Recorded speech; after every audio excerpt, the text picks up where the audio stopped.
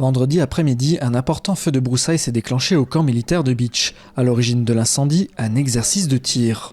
Pendant une activité de préparation opérationnelle, c'est une séance de tir notamment, un incendie s'est déclenché, il n'a pas été détecté tout de suite parce qu'il était derrière la butte et quand on l'a visualisé, il y avait déjà une surface assez importante de brûlée. Le vent aidant et surtout l'herbe sèche de l'hiver a fait que la propagation a été très rapide.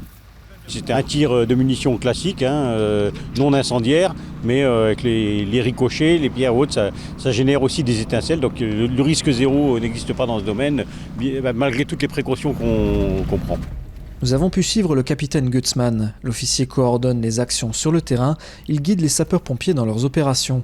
À bord de son véhicule, il fait le tour de la zone pour voir jusqu'où l'incendie se répand et où les pompiers peuvent positionner leur véhicule. Cela permet de prévenir les risques et de poursuivre les activités encore en cours sur le camp. Du coup, comme le PC est installé, je pense qu'ils prennent en compte le guidage et l'orientation des différents véhicules qui vont arriver. Donc pour vous, la mission est terminée, vous pouvez rentrer sur votre position, ok ? Le PC, c'est le poste de commandement, celui des pompiers en charge de l'opération. De Moselle et de proche Alsace, 51 personnes et 17 véhicules ont été mobilisés. Une fois installé, le poste de commandement guide l'ensemble des équipes sur le terrain. Au camp de Bitche, ce type d'incendie se déclare de manière récurrente. C'est le premier de l'année et c'est assez classique à cette période de l'année. On est en pleine préparation opérationnelle qui est de plus en plus intense. Cette semaine, on a maîtrisé 3 feux qui ne se sont pas propagés de façon plus importante.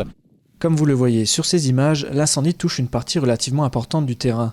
À l'heure où ce reportage est réalisé, l'incendie n'est pas encore maîtrisé. Le temps pour en venir à bout varie en fonction de la météo. Par le passé, ces opérations pouvaient parfois durer jusqu'à 22 heures.